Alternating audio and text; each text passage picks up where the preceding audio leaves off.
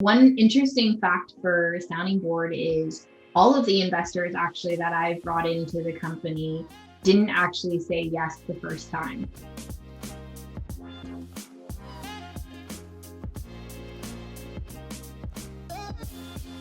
Welcome. So on this episode, we have Christine Tao. She's the CEO, co-founder of Sounding Board, a VC-backed startup innovating on leadership coaching in the 40 billion plus leadership and training industry.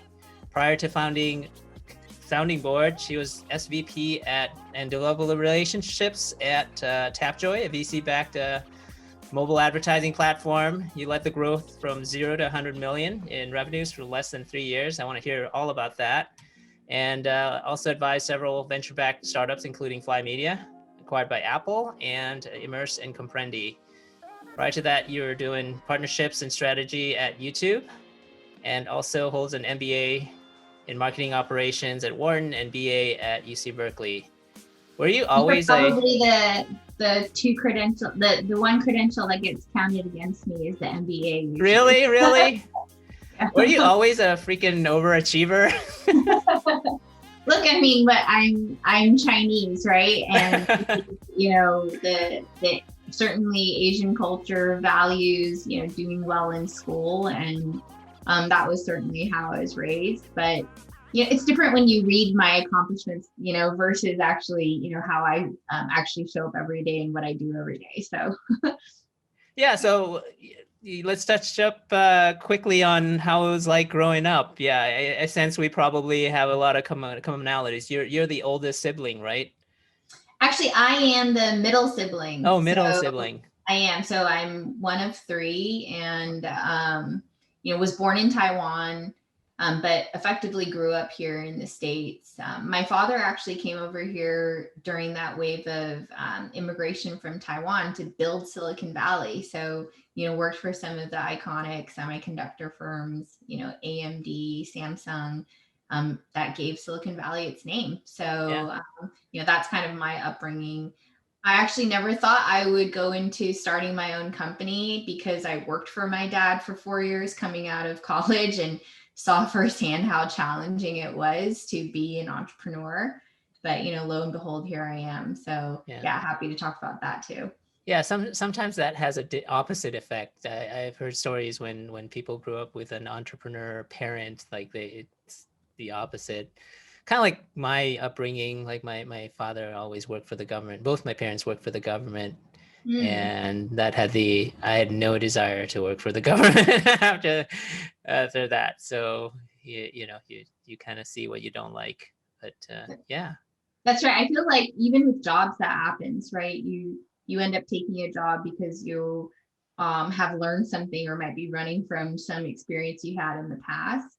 Or you take on jobs that look like things you've done in the past because you know and can repeat that. So yeah, certainly I think, you know, lots of formative experiences I can probably talk about as well. Yeah. So in order to not butcher, I kind of gave a brief description of your company, but can you tell us in your words, what does your company do? Yeah, so you know, I'm Christine Tao. I'm the CEO and co-founder at Sounding Board. Sounding Board's a venture-backed startup, like you said. We're actually also a female-founded startup, so we're pretty proud two female founders, right? Two female founders, and so I always like to share that because the stats out there around still female-founded companies actually receiving venture funding are pretty dismal. And actually, over the last year, those stats have even taken a turn for the worse.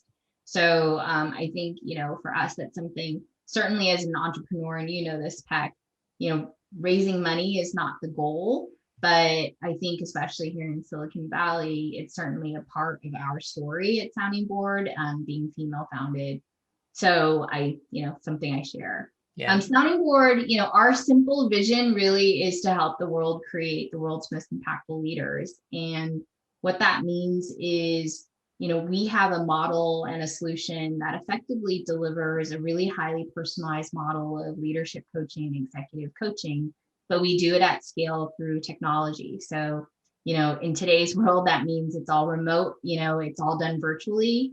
And we have a platform that allows companies to be able to deploy coaching at scale so that coaching becomes a model they can use, not just for their most senior executives, but potentially even as early as the first time they're promoting their managers. Yeah.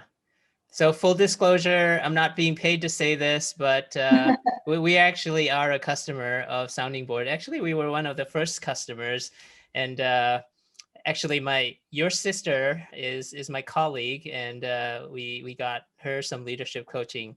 And part of the reason why we are doing this is the first episode of this show, is because without a strong leadership team, without that leadership coaching, without developing my leaders, I would still be putting out fires in the company, and I wouldn't have the time. Like, I've always wanted to start this, and it was something that was always in the back of my mind, but it was not possible. Like I just couldn't fit it in my day.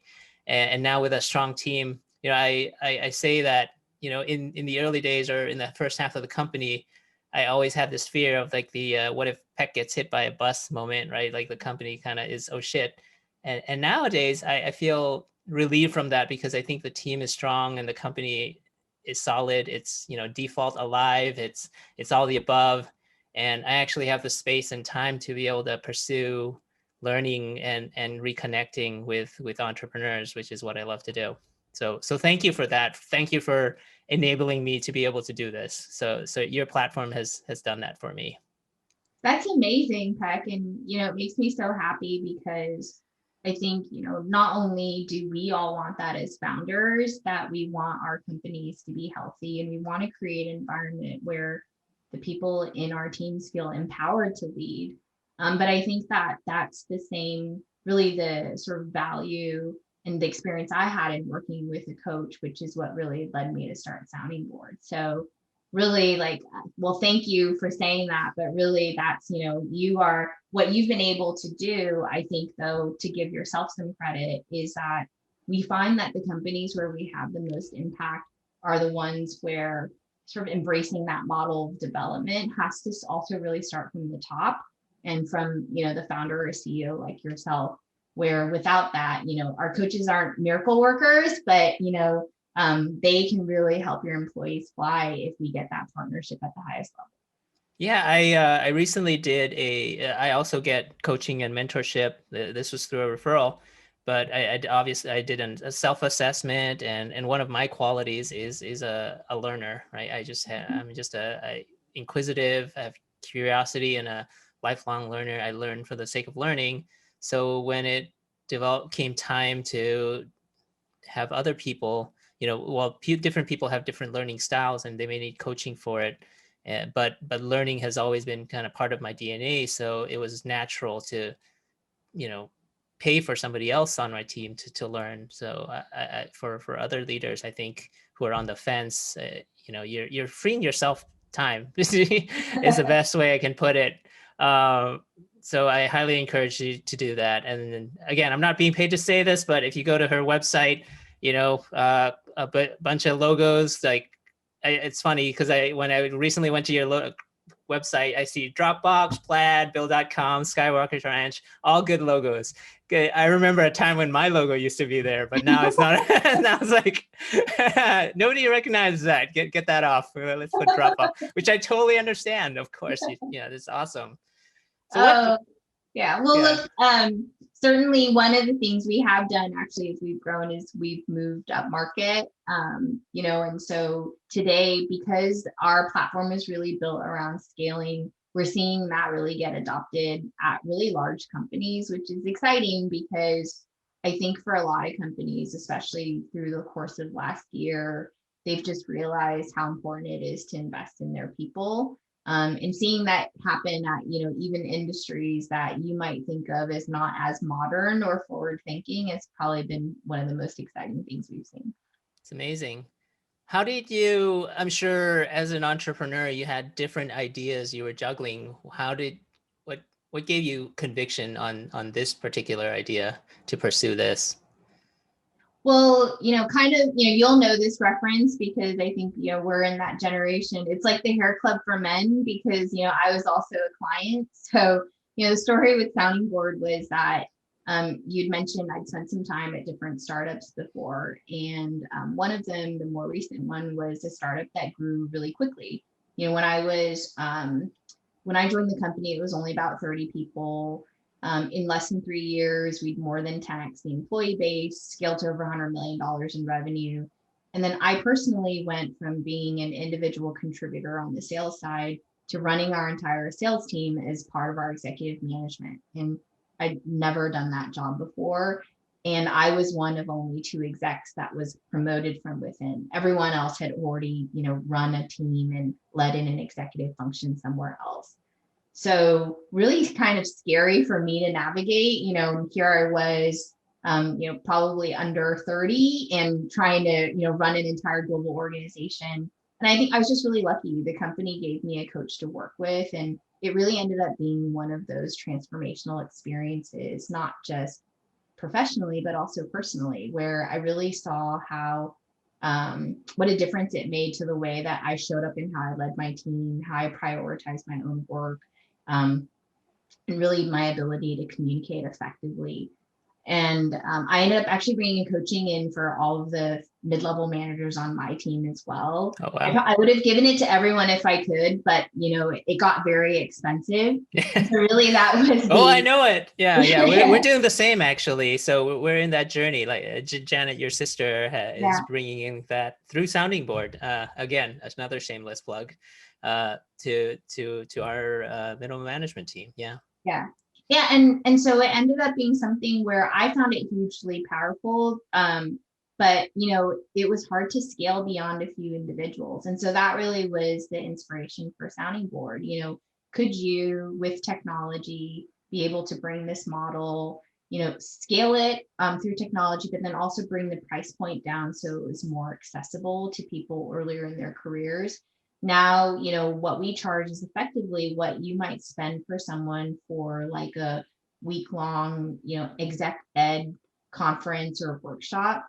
But instead, you're getting them a highly personalized resource that's going to work with them on very specific skills and capabilities over the course of a year. Mm-hmm. So instead of one and done, you're getting that continuous development, which I think in today's environment, people really want that like direct applicable learning to what I'm facing day to day. Yeah. So we found that companies have just found, and the people who go through it just find the experience way more impactful. Yeah. So that really was the trigger, feeling like, wow, if I'd only gotten access to this coach when I was first becoming a manager, not when I'd finally gotten promoted, certainly would have helped probably, stop a lot of bad habits and sort of set me on the right path earlier. And that was it. And, the punchline is that my co-founder, Lori, is actually my coach for my last startup. So, if we aren't sort of a example of how powerful that relationship can be, I think, what we want is hopefully that we can bring that same model to a lot of other people. Yeah. How does a CEO or a leader even know to think about this stuff? Because, when you're in the weeds, just trying to solve the problems, you're just putting out fire after fire. How do you even think about this? Because honestly, if there wasn't some sort of connection, I don't think I even would have thought to seek out coaching, right? I would have just been in the weeds, just trying to solve the problem, not thinking about this. I think it's hard because innately, most people are wired to, and especially if you are a leader or a founder running a company or a team, you innately often think of others first before yourself. So it can feel very indulgent to say like, hey, I'm going to take the time to commit on my own growth, my own development. But, there's like a very common, I think, metaphor people use, like if you're in a plane, right? Like as a parent, you put your own mask on first before you help your kids, right? Because you're not going to do any good to somebody else if you're passed out on the side, right? That's a great metaphor. I'll use that. And actually, that was a very similar objection. I was getting other people coaching, and I was like, it seemed very indulgent. It's like, oh, that's so expensive, and I don't think I could justify this. But they actually said, no, actually, we need you to be a better leader so we can be a bit more sane. So they talked me into like getting it. I'm like, okay, fine, I'll do this. So that's kind of how that happened. It was kind of sort of for like, urged upon me. But voluntold is the word we like to use. So. Yeah, yeah. So Yeah. you've been running this for 5 years now, right? It's 2016 when you started. Uh, and when did you raise your 15 million round? That was only recently, right? Yeah. So look, we certainly had, what I would call a atypical path. I think, especially here in Silicon Valley, it can get really easy to think about like, oh, you have an idea, you go get money from investors, and then, everything just builds and grows from there. And certainly, reading things like TechCrunch probably can make a lot of founders feel like that's what's expected. I actually started the company and bootstrapped it to start. We didn't raise a first round of capital until end of 2017. And so really only got onto the venture path for the last 3 years. And then, like you noted, we recently closed our Series A. So the company's raised about $15 million. The last round was the $13 million round led by Maha Ibrahim at Canaan. And I think that, one, we were excited to be able to have the resources and capital to be able to really now go after what we think is a huge market opportunity. But certainly, I don't see raising capital as the end goal. It actually is just the beginning. And so, like, the hard work's ahead of us. We still have to execute as a team. The capital can be an accelerant, but you've still got to build, like a healthy business. Yeah, yeah. A lot of interviews tend to gloss over, oh, like you raised 15 million, and that's like a footnote. Well, one, what was it like in the early days? You were bootstrapping for a while. Tell us about that. And then I'd also love to learn about kind of the fundraising process. Yeah, frankly, it's two women raising money. I'd love to maybe double click into that. Yeah. What was your experience like? Yeah, look, I mean, early on, I actually think not having too much capital was helpful because it really forces you as a founder to think about, like, how do I know that there is an opportunity in front of me that's worthwhile to pursue? How do I validate this and know that there's actually demand for what it is that, my solution is? And look, I think now maybe I'll turn around and plug Impeccable. Like, getting a good designer and someone to help you in the very early stages was invaluable. I used Shannon, she's my sister. Literally, the way that I brought the product to market was she created a bunch of mocks for me on InVision. I gave her a sense of, like, these are the experiences I want people to understand. And then I just went and showed it to, like, anybody that would listen, and gave them this sense of, like, what if you had an app that could do this? And, what if you could get access to a coach because of this? And then, what if you could chat with them on demand, right? Yeah. And all of that. And literally it was like 4 screens on my phone with a few hotspots. And that's how it really came to life.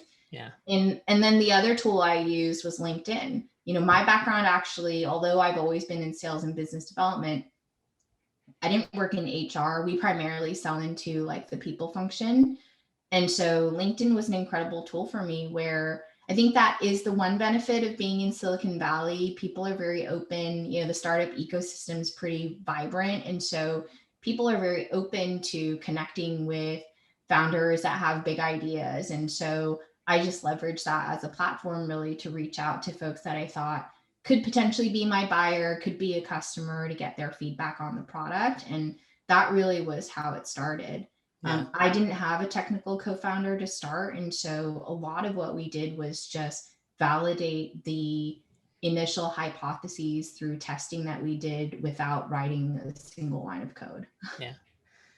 I get that a lot, and people try to validate that. One thing that people run into is, like, when you show it to your friends, of course they want to be polite and like, oh, of course you'll use that. How do you kind of separate the wheat from the chaff, if you will? Yeah, I mean, I'm definitely not the expert here. You probably know more about this than me, right? What are the right questions you ask? You put numbers in front of people to say how much they would pay for this, right? And to get signals like that.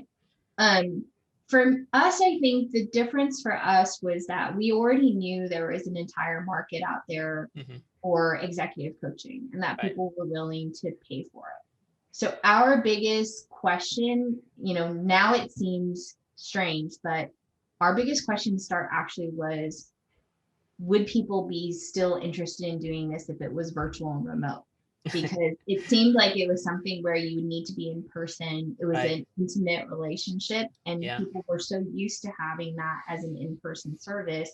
That was actually the thing we had to validate. And so really for us, I think that helped because we weren't really trying to create a whole new way of or selling something that people were not familiar with. We were trying to sell them a different way of having that experience than we had in the past. So if anything, COVID kind of helped ease that transition, or rather forcibly made it happen.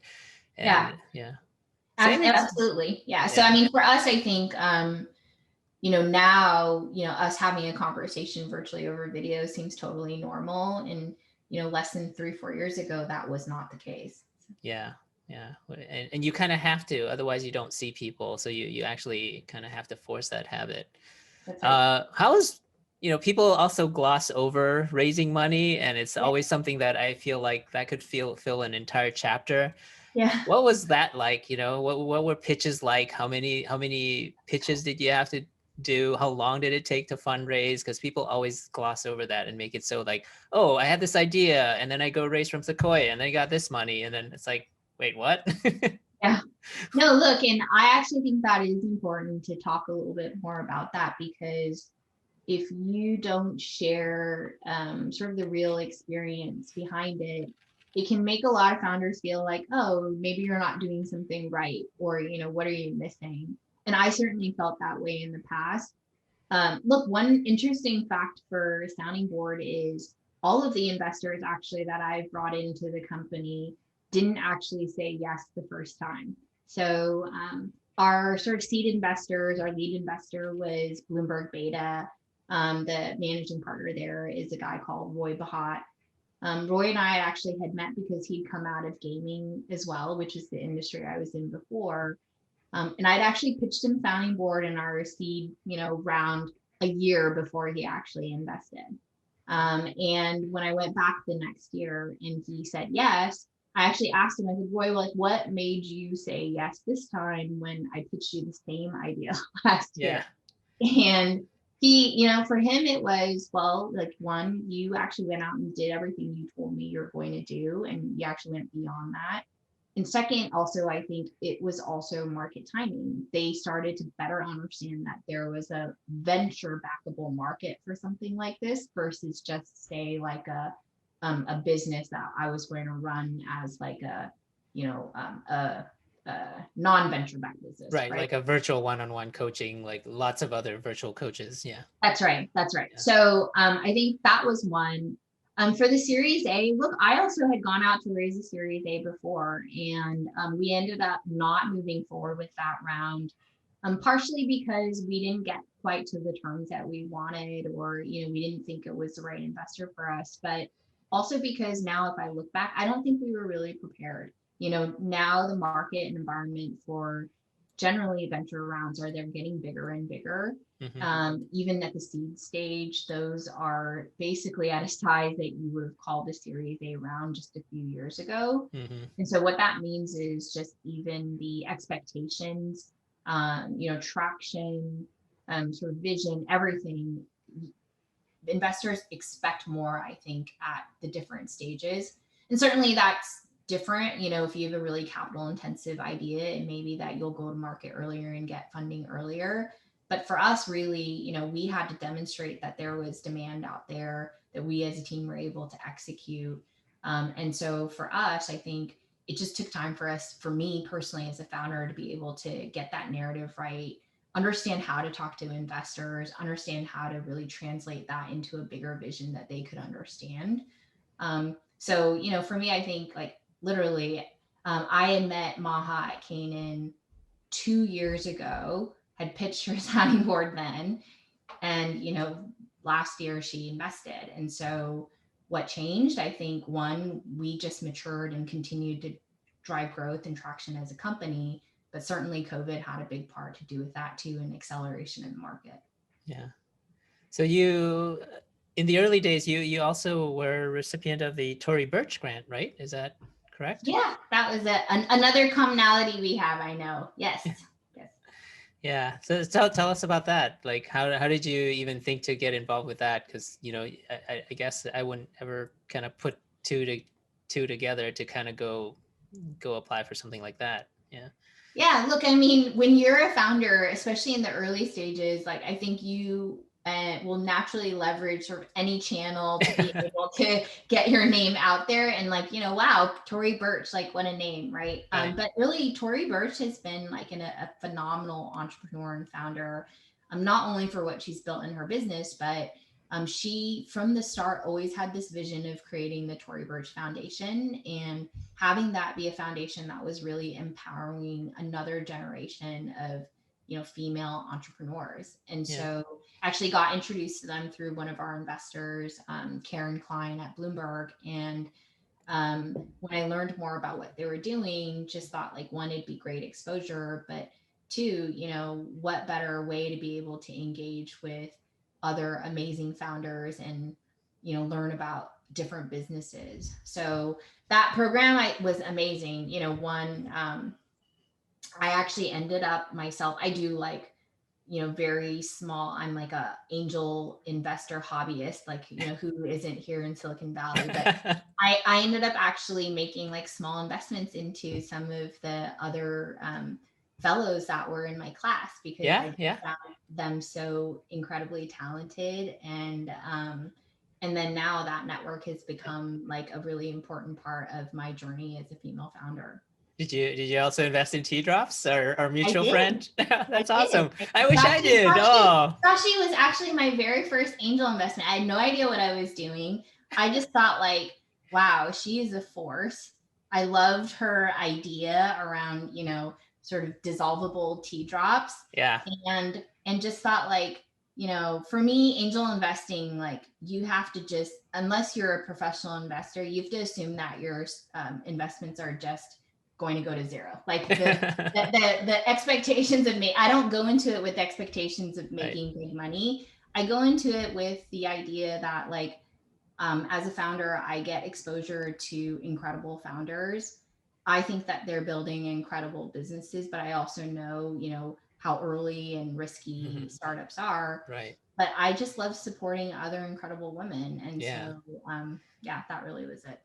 That's great. It's great to see, you know, you're putting back into the community. I noticed that you raised also from female investors as well, women investors. Is that sort of implicit that maybe some of the male investors passed, or like, yeah? Yeah, look, I mean, who knows, right? I always kind of struggle with this because I do think it's important to recognize that like the journey for female founders is not the same as the journey for, you know, your typical Silicon Valley male founder. So I do think that there are like, whether it's unconscious or conscious bias that people have, like we certainly face a set of challenges that are unique to being a female founder or, you know, an underrepresented, you know, like I'm Chinese, right? So I don't look like your typical Silicon Valley founder.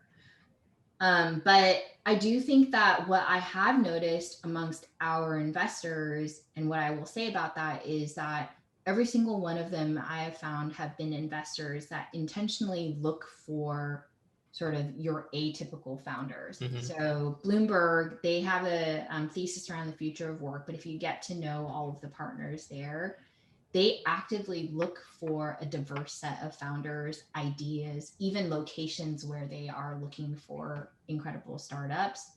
Our other seed investor was Charles Hudson at Precursor. And, you know, he doesn't say, you know, hey, you know, I'm a Black VC, but he just invests because that is part of his perspective, right? And then with Maha, you know, if you look at her portfolio and her track record, she's invested in a lot of founders that don't look like your typical founders. And so I don't necessarily think they approach it with the lens like, this is impact investing, or they're trying to specifically fit a filter around the startups they go for. Ultimately, they're venture capitalists. They are trying to put dollars to work that they think will have big outcomes, right?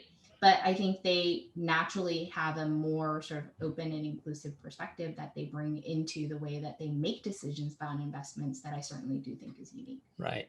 They're willing to take the risk, right? And look at atypical, like, you didn't, because you didn't even have a tech co-founder for a long time, right? How long did that take to recruit and bring on board to the team? Yeah, I mean, today we had our VP of product and tech join us 2 years ago. So it was after we had already raised our funding, and we had primarily used. Today we still have a great team that is offshore in the Ukraine that also helps us extend our engineering capabilities. But certainly, I think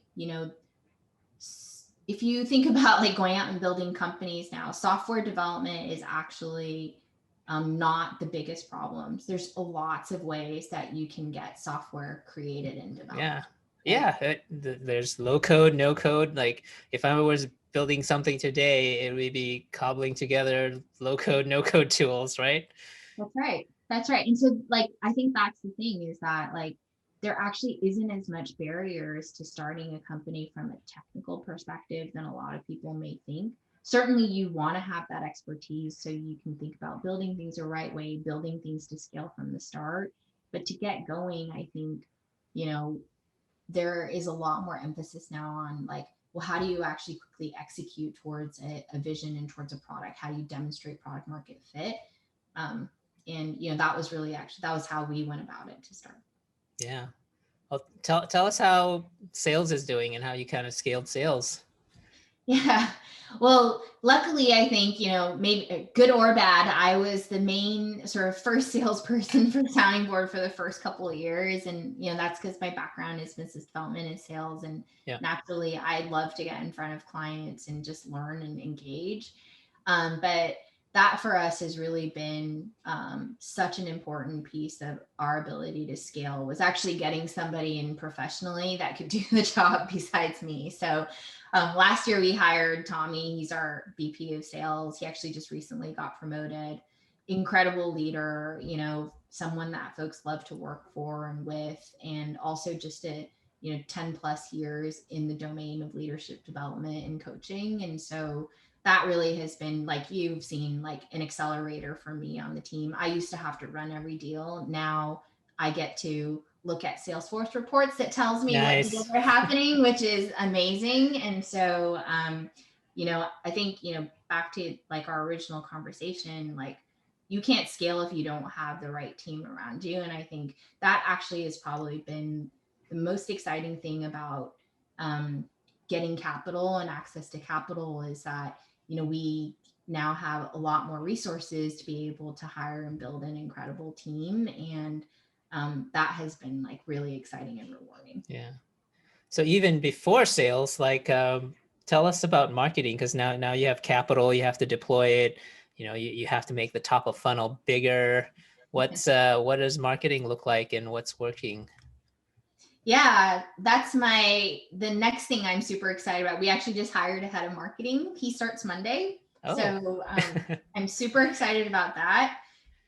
We have had an amazing team in place over the last year that I won't even tell you how many people are on that team, because people always think we are like much bigger staff than we are. So it just shows you like how incredibly impactful they've been. But we've basically run marketing really on a pretty lean budget. Most of our sales has been driven through word of mouth. The HR community is a pretty small one where, they will talk to each other about what vendors they've used, what solutions they've used, and then, refer and introduce. So I think we've been lucky that that's been a big driver of our growth. And now for us, marketing really is, the market starting to get more competitive as other people start to see the opportunity. So now it's, how do you sort of help people understand what's different about our approach at Sounding Board? What do you get if you work with us versus another solution? and really like, what's the problem that we're solving for them as a customer. So actually, I think I know you're in sales, but your marketing, like especially on your LinkedIn, anyone who follows your LinkedIn posts, they seem to get really good engagement, and you lean into kind of like the hashtag working mom or working parent. And I recall one of your posts got like a ridiculous amount of engagement. It was like over 10,000 likes or something. Do you know what I'm talking about? Like it was that post where you're like, it was 2 o'clock and I just decided to leave for the day because, I got to hang out with the kids or something. And it just got engaged. I mean, it surprised me as well. Yeah, I think the post was, it was literally about me leaving work at 2 p.m. Right. and how if you can normalize that for your employees, that's way more powerful than, free kombucha and like ping pong and all of these things that you hear about. And I certainly didn't expect that to resonate, but I think, what I usually just with LinkedIn here. So one thing is I actually am not somebody that really always like was comfortable putting myself out there in terms of my thoughts and my perspectives. But, when you're a founder of a company, you realize that as much as yourself may not be comfortable with it, you are part of that company's brand and identity. And so you do have to kind of step into that role in some way. So I just made a sort of commitment to myself last year, like, hey, okay, I'm just going to try this thing on LinkedIn and start posting. And, sort of away we went. And what I found is the stuff that resonates the most is usually the thing that I have a thought and it's just a personal thought. It's something I'm experiencing and I share that. And those are the posts that actually end up resonating the most.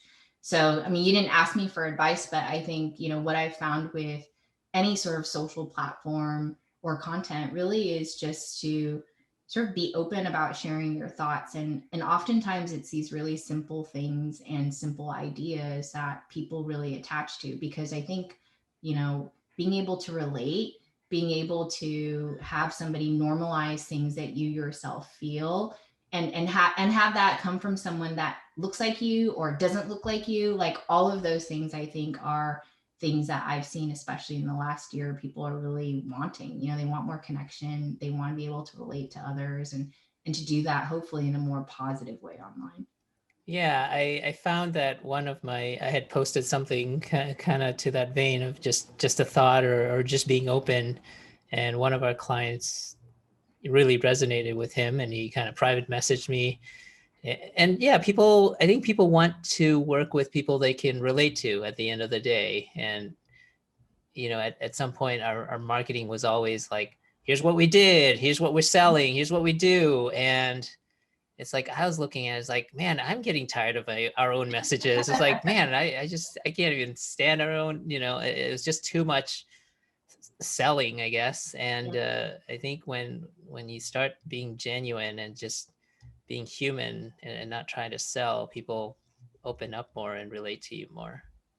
Well, and I think also it came back to our other point, right? That, to be honest, like software development products, things like that, like ultimately, if you're going after a certain market opportunity or a customer segment, there's probably going to be an anchor set of features.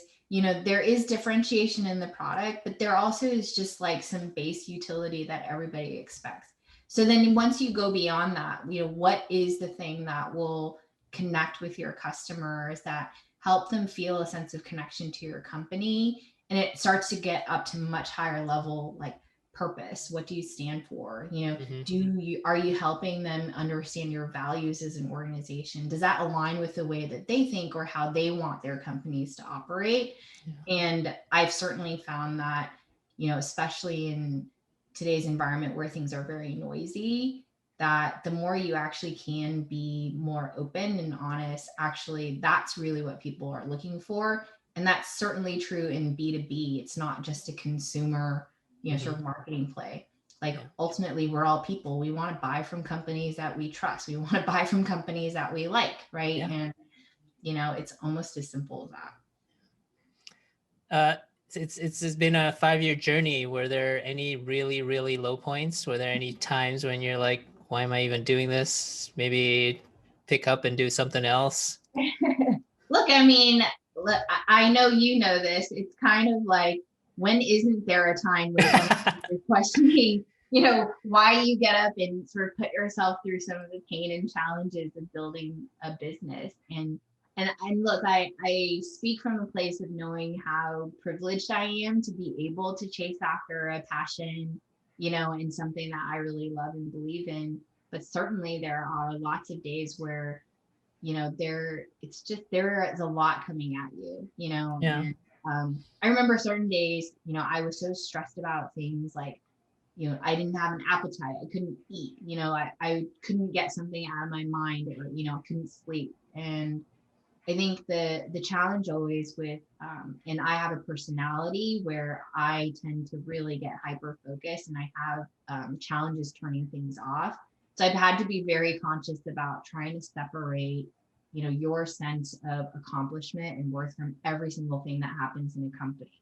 Because if you do that, like, you'll always be on this crazy roller coaster, because startups are like that and businesses are like that, and so um, being able to sort of create some separation between that, I think, has been really, really important for my own just mental health. Yeah. Yeah, I feel the same way. In the beginning, I think, startups and the founder are like one, and you're on the exact same track, right? Like this, it's almost like a really young baby, right? Like it does whatever you want it to do. You feed it, you care for it, like it. But as it gets older, it starts to diverge a bit, and it's important to separate that identity, because otherwise it's just, speaking of myself, it's really messed me up. As the company has grown, and it's kind of like a rebellious teenager, I guess, to put it another way, right? And yeah, it's been a journey, and I think that creating that mental stability by separating your identity from the startup has really helped me. Do you have any tips on that yourself? Well, having like other hobbies, like as an example, this thing Right. is a hobby. I was actually trying to do this within the company, Mm. and it just like, so what's the business case for this? What is this valuable? Like, what is okay? It's too chaotic. Like, let's just take this out of the company. So that's one thing. Uh, but yeah, it's that other thing, right? Creating that separation and having an identity outside of your company I think is important. Yeah, and I think, that's why for me, like, a big part of that is the fact that I'm a parent, and I do talk about that a lot. But like, your kids kind of don't care whether or not, like, you signed a deal. They just like, they need to get fed, they want to have fun, they want to see their friends. And so, they're a really good normalizer, I think, for me Yeah. on these days. Yeah. Yeah, if you can say a few words for that. You just recently shared a post of the CEO of Bumble, who went public, and she rang the NASDAQ with her baby. That was another engaging post, of course. But yeah, I like what you're trying to do here. You kind of normalizing, because I think there's absolutely probably still a stigma, right, of being a CEO who's like, I don't know if people question that, right? Yeah, I mean, I think, look, I'm really lucky that, I have I have a spouse that has like a very stable corporate job. And so, and he's like, he's doing amazing things at his job, and he's really engaged with, so he understands how important that is as part of my identity, right? That, it's important for me to be fulfilled in my career and the things that I do. But I think the thing with being a parent, and what's helped me sort of shift and bring a bit of balance into, running a business, is just that, look, kids just take a lot of time. And so that demand and constraint on your time then just forces you to really think about what you're prioritizing, right? Yeah. And for me, it actually is really important that, I don't miss all of these important things that are happening with my kids, and that they don't feel like I'm like a semi-present, mom. certainly my daughter will still always yell at me to get off my phone. But, I think, As opposed to the other way yeah. around. Maybe in a few years. Yeah. But, for me, I think like it's hard. And so that's why I like to talk about it, because it's not easy. It's certainly not easy for me to balance. And I already know that I'm in a position where I have job security. I have a lot of things that a lot of other working parents don't. So that is why I talk about it, because I do think that, I certainly didn't understand it even before I became a parent. And so now being on the other side, hopefully that can just, shed a bit of like exposure into what it's like to be a parent, and, to have the demands that we have both from, professional and our personal lives. Yeah.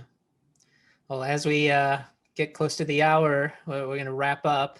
Any resources and favorite books that you found really useful in your journey? Oh, well, I always recommend a couple of things. One of my favorite books for founders is, I don't know if you've read it, but it's Ben Horowitz's The Hard Things About Hard Things. Yep, and I love that book because, well, one, he's just an incredible writer and he tells these incredible stories.